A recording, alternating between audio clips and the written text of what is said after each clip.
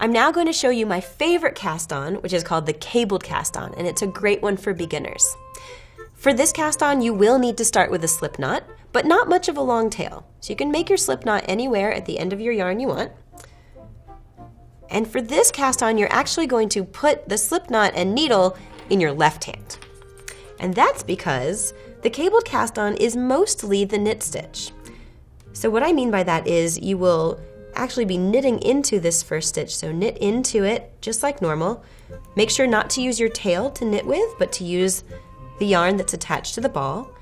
Wrap around the back, pull up a new loop, and now you're going to put that loop directly onto the left-hand needle.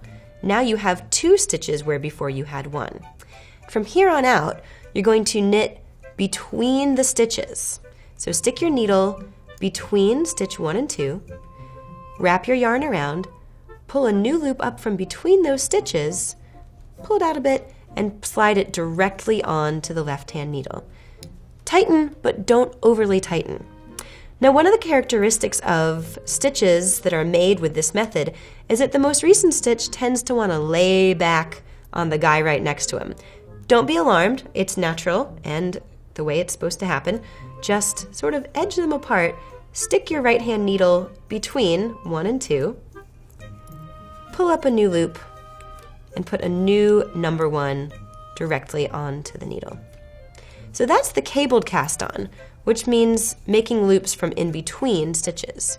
However, there is something called the knitted on cast on, which is almost the same, except instead of going in between the stitches, you're actually going to knit right into the most recent stitch that you've made. So pull up a loop from the old loop and slide it directly on, which feels even more like the knit stitch. Makes it great for beginners. You don't have to learn too much of a different cast on. Feels just like the knit stitch. And there you have it. The cabled cast on and the knitted on cast on.